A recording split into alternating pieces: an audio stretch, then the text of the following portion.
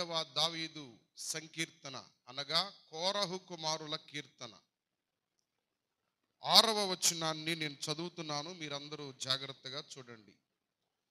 నా దేవా, నా ప్రాణము నాలో కృంగి ఉన్నది. కావున యోర్దాను ప్రదేశము నుండి, హెర్మోను పర్వతము నుండి, మీసారు కొండ నుండి నేను నిన్ను జ్ఞాపకము చేసుకొనుచున్నాను. దేవుని మాటలను జాగ్రత్తగా వినే ప్రయత్నం చేద్దాం. చదవబడిన లేఖనం కోరహు కుమారులు రాస్తున్న కీర్తనలు. పరిశుద్ధ బైబిల్ గ్రంథములో దావీదు పొందుపరిచిన కీర్తనలో 150 కీర్తనలు ఉన్నాయి. ఈ కీర్తనలన్నిటిలో కూడా ఎక్కువ భాగం భక్తుడైన దావీదు ద్వారా రాయబడ్డాయి. కొన్ని కీర్తనలు వివిధములైన భక్తుల ద్వారా రాయబడ్డాయి. పరిశుద్ధ గ్రంథములో ఇంచుమించు 11 కీర్తనలు కోరహు కుమారులు రాశారు. కానీ 43వ కీర్తన కూడా వీరు రాసిందే, కానీ పై విలాసం మాత్రం కోరహు కుమారులని ఉండదు. కాబట్టి పండితులు 11 కీర్తనలుగానే వీరి పాటలను పొందుపరిచారు. కానీ 43వ కోరహు కుమారుల కీర్తనను కూడా ఈ బిడలే రాసినట్లుగా కొన్ని లేఖన ప్రత్యక్షతల్లో నుండి మనము అర్థం చేసుకోగలుగుతాం. ఈ ఉదయకాలమందు చదవబడిన లేఖనములో దుప్పి నీటి వాగుల కొరకు ఆశపడునట్లు, దేవా నీ కొరకు నా ప్రాణము. మీరు ఈ కీర్తనను మీరు ఒక్కసారి పరిశీలన చేస్తే, ఆశపడుచున్నది, తృష్ణగొనుచున్నది, నేను దేవుని సన్నిధికి ఎప్పుడు వచ్చేదను, ఎప్పుడు కనబడేదను, ఇలాగున జనసమూహము జ్ఞాపకము చేసుకున్నాను. నేను చెప్పిన ఈ మాటలల్లా కూడా ఈ కీర్తనలో రెండు పర్యాయాలు వీరు ప్రస్తావించినట్లుగా మనము చూడగలుగుతాం. అయితే ఎవరు ఈ కోరహు కుమారులు అన్న విషయాన్ని మొదటిగా మనం అర్థం చేసుకోవాలి. పరిశుద్ధ గ్రంథములో ఒక్కసారి కోరహు యొక్క చరిత్రను మనము గమనించగలిగితే, పరిశుద్ధ గ్రంథములో నుండి సంఖ్యాకాండ గ్రంథము 3వ అధ్యాయము 17వ వచన భాగమును మనము చదువుకుందాం. సంఖ్యాకాండ గ్రంథము 3వ అధ్యాయము 17వ వచన భాగమును చదువుతున్నారు. చూడండి. లేవి గోత్రికుల పేర్లు ఏవనగా గెర్షోను, కహాతు, మొరారి అనబడిన వారు. ఎంతమంది లేవీలు? లేవీకి 3 పిల్లలు. ఎవరు లేవి అంటే మన పితరుడైన యాకోబు యొక్క 4వ కుమారుడు. యాకోబు గారికి 12 మంది కుమారులు. 4వ వాడు యూదా, అలాగునే మొదటివాడు రూబేను, 2, 3 షిమ్యోను, లేవి. ఇలాగున మనము చూడగలిగితే లేవికి 3 కుమారులు ఉన్నారు. లేవీలను దేవుడు యాజక క్రమం కొరకు ఏర్పరుచుకున్నాడు. అయితే లేవీల కుమారులు ఎవరు అంటే గెర్షోను, 2 కహతు, 3వది మొరారి అనబడినటువంటి పేర్లను మనము చూడగలుగుతాం. అయితే ఎవరు ఈ కోరహు అంటే లేవి గోత్రమునకు సంబంధించిన వాడు కోరహు. అదే సంఖ్యాకాండ గ్రంథము 16వ అధ్యాయము 1వ వచన భాగమును మీరు చదివితే ఈ కోరహు ఎవరో మనకు అర్థమైపోతుంది. రండి, సంఖ్యాకాండ గ్రంథము 16వ అధ్యాయము 1వ వచన భాగమును చదువుకుందాం. లేవీకి ముని మనముడును, కహతుకు మనమడును, ఇస్సహరు కుమారుడగు కోరహు. సరిపోతుంది. ఎవరి కోరహు? ఒకసారి లేఖనాలని పరిశీలన చేస్తేనే ఈ రోజున వాక్యం మనకు అర్థమవుతుంది. ఈ కీర్తనను రాసింది కోరహు కుమారులు. కోరహు ఎవరో అర్థమైతే కోరహు కుమారులు ఎట్టివారో మనకు అర్థమవుతుంది. ఎవరు కోరహు అంటే లేవి గోత్రమునకు చెందినవాడు, కహతు సంతతివాడు. యాజక ధర్మములో కహతీలను దేవుడు ఏర్పరచుకున్నాడు. లేవియ గోత్రము నుండి వచ్చిన వాడు కోరహు అనబడినటువంటి ఒక భక్తుడు. అయితే కోరహు ఏం చేశాడో తెలుసా? ఇశ్రాయేలీలు ఐగుప్తు దేశము నుండి వాగ్దాన దేశమునకు ప్రయాణము చేస్తున్న దినములు, సమస్యలు అనేకములుగా ఇశ్రాయేలీల మధ్య వచ్చినాయి. వచ్చిన ప్రతి సమస్యకు దైవజనుడైన మోషే కూర్చొని ఒక్కొక్కరికి తీర్పు చెప్పడం ప్రారంభించాడు. ఆయన తీర్పు ఎలా ఉన్నది అంటే, నీటి సమస్య అని, కుటుంబ సమస్య అని, బిడల సమస్య అని, ఇలాగున్న నానా విధములైన సమస్యలన్నీ నాయకుడైన మోషే యొద్దకు తీసుకువస్తున్నప్పుడు, మోషే ఉదయకాలము నుండి సాయంకాలం వరకు తీర్పులు చెప్తున్నాడు. తీర్పులు చెప్పి కుటుంబాన్ని మర్చిపోయి, ప్రజలను మర్చిపోయి, యాత్రను మర్చిపోయి, ఈ తీర్పుల మధ్య న్యాయములు విచారించుట యందు మాత్రమే ఇతడు బద్ధుడై ఉన్నాడని మోషే మామయ్య అయిన యిత్రో గమనించి, ఇలాగున మీరు తీర్పులు చెప్పుకుంటూ పోతే మీ యొక్క ఆరోగ్యం దెబ్బతినుద్ది, నేను మీకు ఒక సలహా ఇస్తాను, సలహా పాటిస్తారా అని మోషేతో అన్నాడు. సరేనండి, మీరు ఇచ్చే సలహా దైవికంగా ప్రార్థనాపూర్వకంగా దాన్ని తీసుకొని పాటిద్దామని ప్రార్థించాడు. ప్రార్థించిన తర్వాత ఇశ్రాయేలీలలో 10 మందికి సమస్య వస్తే ఒక అధిపతి, 50 మందికి సమస్య వస్తే మరొక అధిపతి, 100 మందికి సమస్య వస్తే ఒక అధిపతి, ఇలాగున్న గోత్రముల చొప్పున సమాజముల్లో ప్రధానులుగా పెద్దలుగా 70 మందిని ఏర్పరచుకున్నారు. ఆ 70 మందిలో కోరహు ఒకడు. దేవునికి స్తోత్రం చెప్దాం. ఎప్పుడైతే పెద్దను చేశారో, ఎప్పుడైతే గోత్రమును బట్టి లేవి గోత్రములో ఉన్నాడో, వాస్తవానికి మోషే అలాగునే సౌండ్ కొంచెం వాస్తవానికి మోషే తగ్గించి స్తోత్రం స్తోత్రం స్తోత్రం స్తోత్రం హల్లెలూయా తగ్గించి హల్లెలూయా. వాస్తవానికి మోషే లేవి గోత్రములో ఉన్నాడు. మరి కోరహు లేవి గోత్రములోనే ఉన్నాడు. అదే కహతు సంతానములో నుండే వచ్చారు. మరేమో వారి తమ్ముడేమో యాజకత్వం చేస్తున్నాడు అహరోను. మరి కోరహేమో సామాన్యమైన వ్యక్తిగా ఏదో సమాజ పెద్దగా ఉన్నాడు. లోపల మనస్సులో మత్సరము పెట్టుకున్నాడు. ఏంటి, నాకంటే చిన్నవాడేమో గొప్పవాడైపోయాడు, నేను అదే లేవి గోత్రమునకు చెందినవాడినే కదా అని మనస్సులో కొంత విభేదం పెట్టుకొని, ఏమిటి దేవుడు వారినే పిలిచాడా, వారినే ఏర్పరచుకున్నాడా, వీరు తప్ప ఎవరు యాజకులు లేరా, వీరు తప్ప ఎవరు సమాజంలో పెద్దలు లేరా, న్యాయము విచారించడానికి మేము లేమా అని కోరహులో కలిగిన ఒక దుర్బుద్ధి, ఒక తిరుగుబాటు, ఒక వ్యతిరేకత ఏం చేసింది అంటే, కోరహు ఒక 250 మంది సంఘాన్ని, సమాజాన్ని వ్యతిరేకంగా దైవజనుడైన మోషేకు కూడగట్టాడు. వెంటనే దైవజనుడైన మోషేకి అహరోనుకు తెలిసింది. వెంటనే మోషే అన్నాడు, సరే, దేవుడు ఎవరిని ఏర్పరచుకున్నాడో, ఎవరిని నిర్ణయించుకున్నాడో, ఎవరిని పిలుచుకున్నాడో, రేపు ప్రత్యక్షపు గుడారం యొద్దకు రండి, తన వాడెవడో పరిశుద్ధుడెవడో ఆ ప్రభువే చెప్తారు రండి అంటే, కోరహు మేము రామో అని దైవజనునికి తిరుగుబాటు చేసిన వాడు కోరహు. ఒక మాట చెప్పాడు, దేవుడు ఆకాశము నుండి ఉగ్రతను కురిపించబోతున్నాడు, దేవుని సేవకు వీరు వ్యతిరేకంగా లేచారు, వీరు సజీవముగా ఉండగానే భూమి నోరు తెరుచుకుంటుంది, పాతాళములోనికి వీరు మృంగివేయబడతారు, కాబట్టి దుష్టుల గుడారము నుండి బయటికి రండి అన్న వాళ్ళందరూ వచ్చారు. దేవుడు చెప్పినట్లుగానే తన ఉగ్రతను భూమి మీదకు పంపించాడు. 250 మంది ధూపార్తులను తీసుకొని ప్రత్యక్షపు గుడారం యొద్దకు వచ్చారు. అహరోను తన ధూపార్తిని తీసుకొని ప్రత్యక్షపు గుడారం యొద్దకు వచ్చారు. మోషే దేవుని సన్నిధిలో ప్రార్థిస్తున్నాడు, తిరుగుబాటు చేస్తున్నారు నాయన, వ్యతిరేకంగా లేచారు నాయన, నీ వాడెవడో నీవు చెప్పు నాయన అన్నాడు. ప్రభు అన్నాడు, వీరు దుష్టులు, ఈ దుష్టుల గుడారము నుండి మీరు ప్రక్కకు రండి.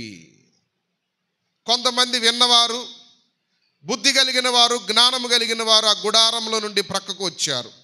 మరి కొంతమంది కోరహు మాట విని కోరహుతో పాటు ఏమైపోయారో తెలుసా? ఆ రోజున మోషే నోరు తెరిచి ప్రార్థన చేశాడు. దేవుడు ప్రార్థన ఆలకించి తన నోరు తెరిచి ఆకాశమునకు ఆజ్ఞాపించాడు. ఆకాశము తెరవబడింది. ఆకాశములో నుండి ఉగ్రత భూమి మీదకు కుమ్మరించబడింది. భూమి తన నోరు తెరచుకుంది. సజీవముగానే కోరహు, దాతాను, అబీరాము, ఓను అనబడిన వాని స్వకీయ సాంపాద్యము కూడా భూమి నెరవిడిచి మృంగివేయబడింది. ఒక మాట చెప్తాను, దేవునికి వ్యతిరేకముగా కూడగట్టిన ఐక్యత ఏదియూ వర్ధిల్లదు. దేవునికి స్తోత్రం చెప్పండి.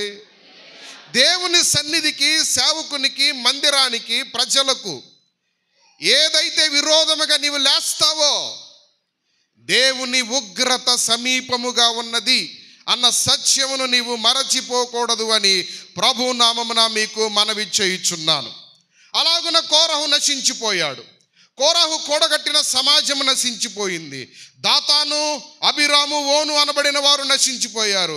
ఈ దాతాను, అబీరాము, ఓను అనబడిన వారు ఎవరో తెలుసా? వీరు రూబేను గోత్రికులు. ఈయనేమో లేవి గోత్రికుడు. ఇప్పుడు రూబేను గోత్రములో నుండి వ్యతిరేకత వచ్చింది, లేవి గోత్రములో నుండి వ్యతిరేకత వచ్చింది.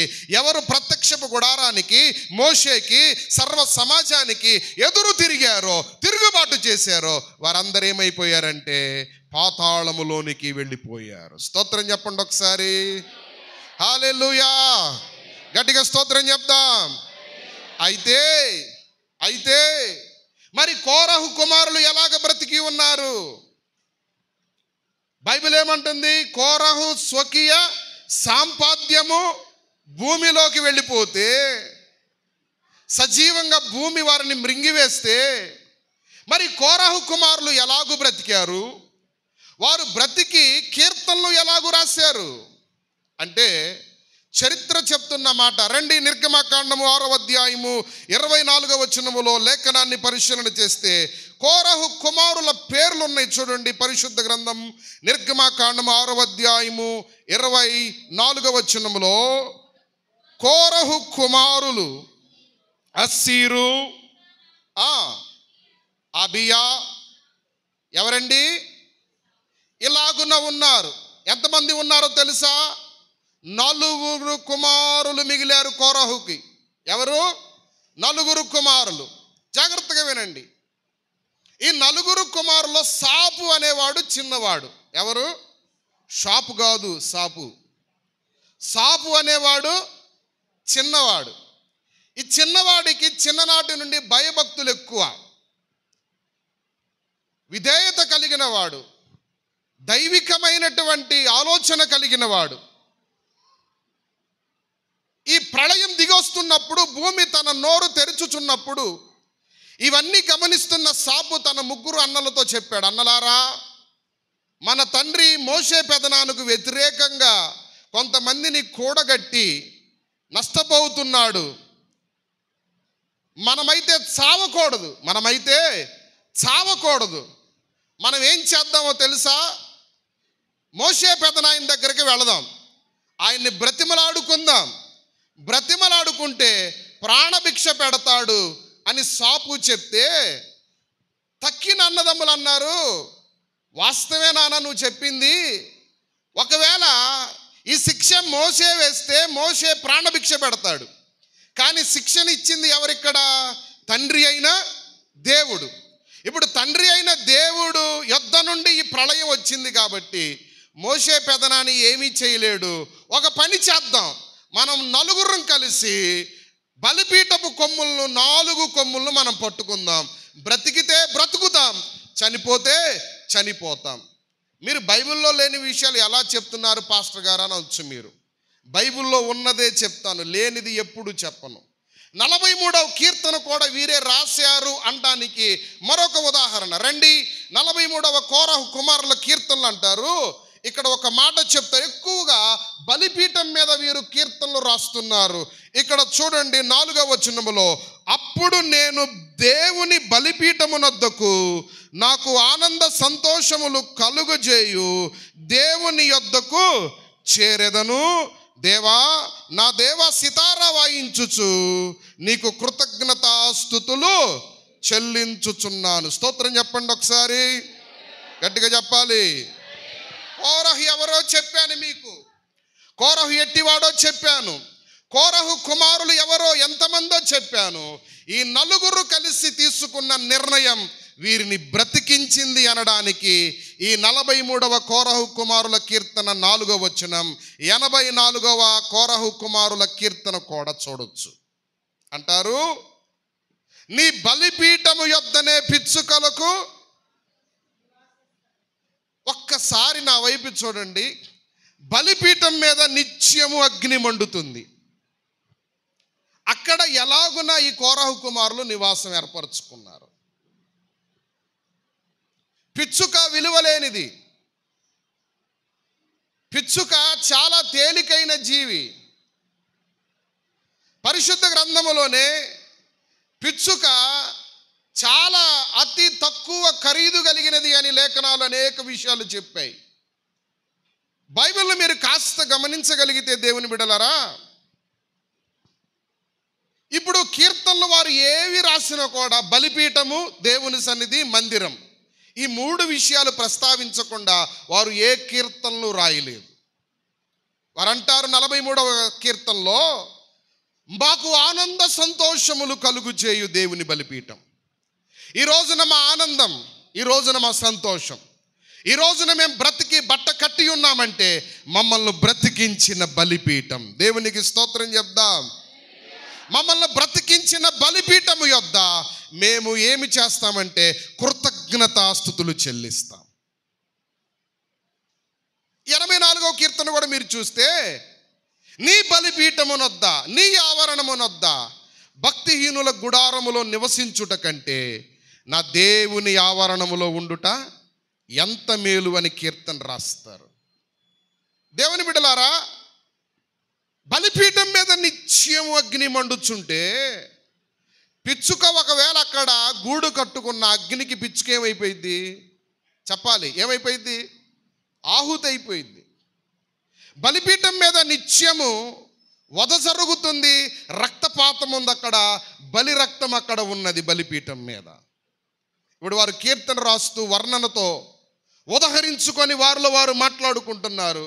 అయ్యా, అది బలిపీఠమే కానీ, అది బలులు కోరే బలిపీఠమే కానీ, దాని మీదకి ఏదైనా వధించి దాని మీదకి అర్పణగా రావాల్సిందే కానీ, ఒకప్పుడు మా పితరులు తిరుగుబాటు చేస్తే ఆ వధించే బలిపీఠం దగ్గరికి వెళ్ళి మేము దాని కొమ్ములను ఆశ్రయిస్తే ఆ బలిపీఠం మమ్మల్ని బ్రతికించిందయ్యా.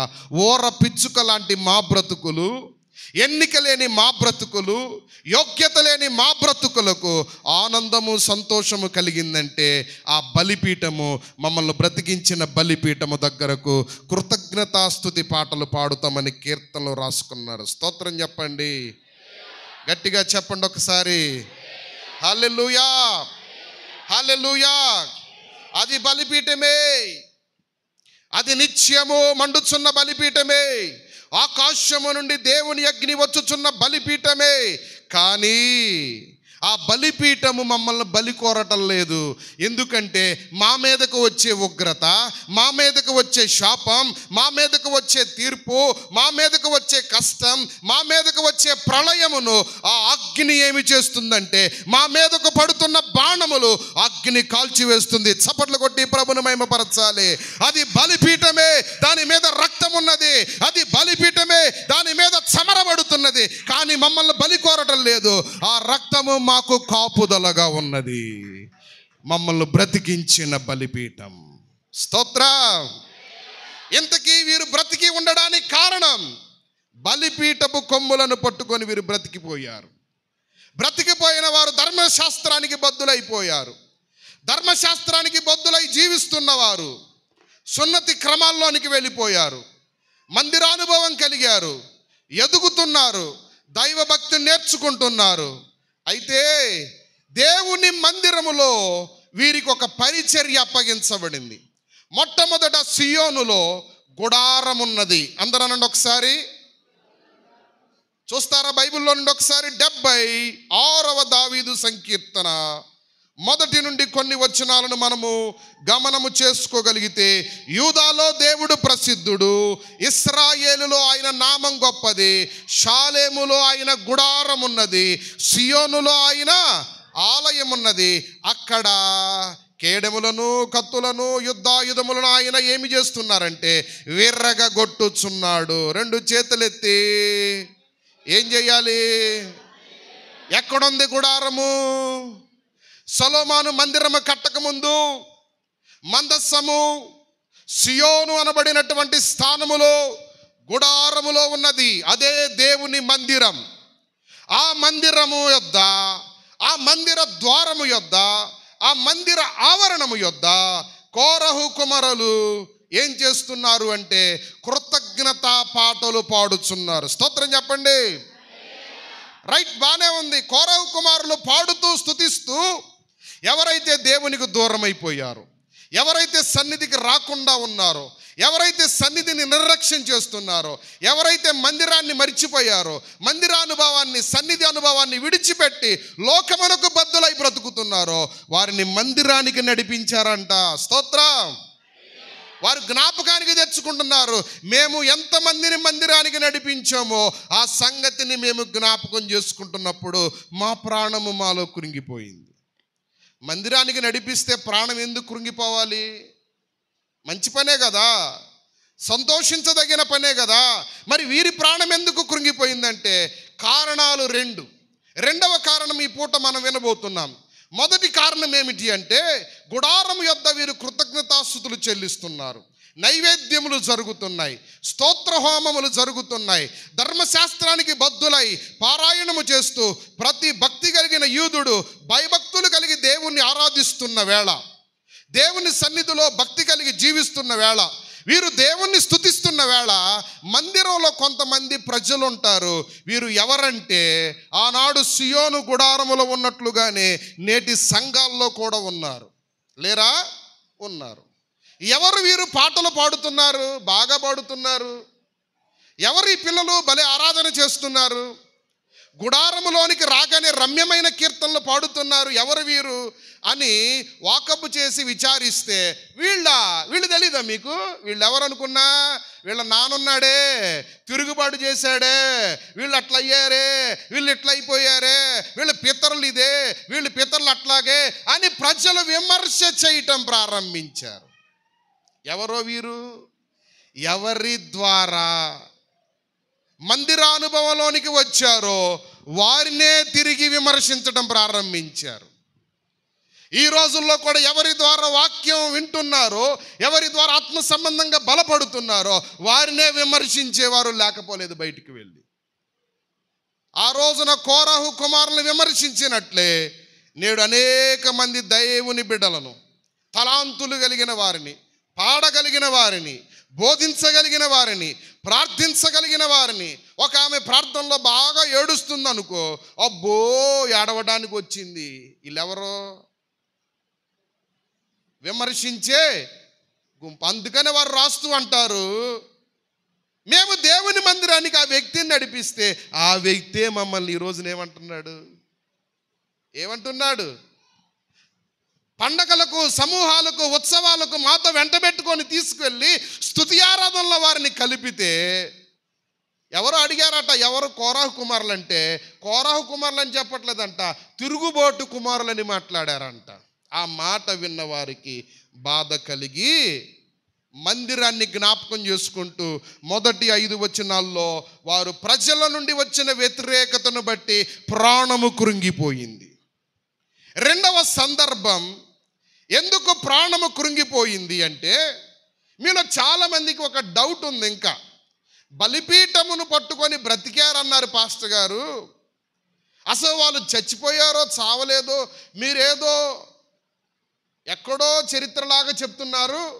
వారు అసలు బ్రతికినట్లు ఏమైనా లేఖనముల ఆధారం ఉన్నదా అంటే ఖచ్చితంగా ఆధారం ఉంది. సంఖ్యాకాండము 26వ అధ్యాయానికి వచ్చేసేయండి. అందరు రండి. సంఖ్యాకాండము 26వ అధ్యాయము 10-11 వచన భాగములు చదువుకుందాం. అయితే కోరహు కుమారులు, అందరనండమ్మా, కోరహు కుమారులు చావలేదు. ఇక బలిపీఠం పట్టుకున్నారా, కొమ్ముళ్ళు పట్టుకున్నారా, మోషేని బ్రతిమలాడుకున్నారా, ఇవన్నీ మినహాయిస్తే లేఖనమే సాక్ష్యం ఇచ్చింది వారు చావలేదు అంటే వారి మీద దేవుని ప్రణాళిక ఉన్నది. స్తోత్రం. గట్టిగా స్తోత్రం చెప్పండి. రెండు చేతులు ఎత్తి స్తోత్రాలు చెప్పండి ఒకసారి గట్టిగా. కోరహు ఎవరో చెప్పాను, కోరహు ఏం చేశాడో చెప్పాను, కోరహు కుమారులు పరిస్థితి ఏంటో చెప్పాను, కోరహు కుమారుల ఎదుర్కొన్న వ్యతిరేకతలు చెప్పాను, వారు రాసిన 12 కీర్తనల గురించి మాట్లాడుతున్నాను. అందలి ప్రథమ కీర్తన 42వ కీర్తన మందిరపు కీర్తన, సన్నిధి కీర్తన, దేవుని మీద ఆశ కలిగిన కీర్తన ఈ కీర్తన. ఆలోచన చేద్దాం. వీరికట ప్రాణము కృంగిపోయిందంట. అందరూ నా వైపు చూస్తూ వినాలి. ఏమైంది చెప్పండి? ప్రాణము కృంగిపోయింది. ఎండాకాలం ఎంతమంది ప్రాణాలు కృంగిపోతున్నాయో తెలుసా? ఎండలకు మీకేమో ఎండకు ప్రాణము కృంగిపోతుంది, వారికి కలిగిన శ్రమను బట్టి వారికి ప్రాణము కృంగిపోయింది, ప్రాణము కరిగిపోయింది, ప్రాణము కృంగిపోయింది. ఇక్కడ అంటున్నాడు ప్రాణము తొందరపడుచున్నది. నా ప్రాణమా ఎలా తొందరపడుచున్నావు? కొంచెం వెయిట్ చేయి, కొంచెం వెయిట్ చేయి, ఆయన నిరీక్షణకర్త అయిన దేవుడు అని ప్రాణముతో చెప్పుకుంటూ తమ ప్రాణముని వారు ఏం చేస్తున్నారంటే నచ్చ చెప్పుకునే ప్రయత్నము చేస్తున్న కీర్తన ఈ కీర్తన. ప్రాణం తొందర పెడుతుంది, ప్రాణం ఆవేశపడుతుంది, ప్రాణం కృంగిపోతుంది, ప్రాణం సంకట పరిస్థితుల్లో ఉంది. ప్రాణమునకు నచ్చ చెప్పేవారు ఇప్పుడు లేరు. ప్రాణమునకు ఎవరు నచ్చ చెప్పుకున్నారంటే తమ ప్రాణముతో తమ మనస్సుతో వారికి వారే బోధ చేసుకుంటున్నారు. స్తోత్రం చెప్దాం. కొన్నిసార్లు నీవు కృంగిపోయినప్పుడు ఎవరో నీకు చెప్పరు, నీకు నీవే నిన్ను నీవు బలపరుచుకోవడం ప్రారంభించాలి. నిన్ను నీవే బలపరుచుకోవడం ప్రారంభించాలి. శ్రమ దినమందు కృంగిపోతే చేతకాని, శ్రమ దినమందు నువ్వు బలపరచబడగలిగితే నీవు చేయగలిగిన వాడివిగా మార్చబడతావు. సంగమా, ఈ కీర్తనలో 6వ వచనానికి వచ్చేసేయండి అందరూ. నా దేవా, నా ప్రాణము నాలో కృంగి ఉన్నది. ఆల్రెడీ ఏమైపోయింది? ప్రాణం పరిస్థితి ఏంటంటే కృంగిపోయింది. ఈ రోజున కృంగిపోయి ఎంతమంది వచ్చారో మందిరానికి నాకు తెలియదు. మీతో ప్రభు ఒక మాట మాట్లాడుతున్నారు, జాగ్రత్తగా వినండి. ప్రాణం కృంగిపోతేనంట వీరు దేవుణ్ణి ఎక్కడి నుండి జ్ఞాపకం చేసుకుంటున్నారు? యొర్దాను నుండి, హెర్మోను పర్వతము నుండి, మేసారు కొండ నుండి. నేను నిన్ను జ్ఞాపకం చేసుకుంటున్నానయ్యా. ఒక్కసారి నా వైపు చూడండి, ఇంకా అయిపోయింది. ప్రాణం కృంగిపోతే యెరూషలేము వంటి మహాపట్టణాలు ఉన్నాయి కదా, పరిశుద్ధ పర్వతము కదా, రామోత్ గిలాదు వంటి మహాప్రాకారములు కలిగినటువంటి పట్టణాలు, పురములు ఉన్నాయి కదా, గలిలయలో పరిశుద్ధతని ఆశ్రయపురం ఉన్నది కదా. ఈ ప్రాంతాలన్నీ వదిలిపెట్టి యొర్దానునే వారు ఎందుకు జ్ఞాపకం చేసుకుంటున్నారు? ఇది అసలు. ఇప్పటి వరకు ఉపోద్ఘాతం వేశారు, అసలు సబ్జెక్ట్ ఇది. వారి ప్రాణము కృంగిన పరిస్థితుల్లో యొర్దానును ఎందుకు జ్ఞాపకం చేసుకుంటున్నారు? ఇజ్రాయేలు దేశమునకు తూర్పున యొర్దాను ఉంటుంది, ఉత్తరమున హెర్మోను ఉంటుంది, దక్షిణమున అరణ్యం ఉంటుంది. ఇలాగున యొర్దాను దేశములో ఇజ్రాయేలు దేశములో కొన్ని సరిహద్దులు ఉన్నాయి. పడమర సముద్ర భాగం ఉంటుంది. ఆలోచన చేయండి దేవుని బిడ్డలారా, ప్రాణము కృంగినప్పుడు యొర్దాను దగ్గర ఎందుకు జ్ఞాపకం చేసుకున్నారు వీరు? మొదటి మాట, యొర్దానులో నుండి దేవుణ్ణి జ్ఞాపకం చేసుకోవడం.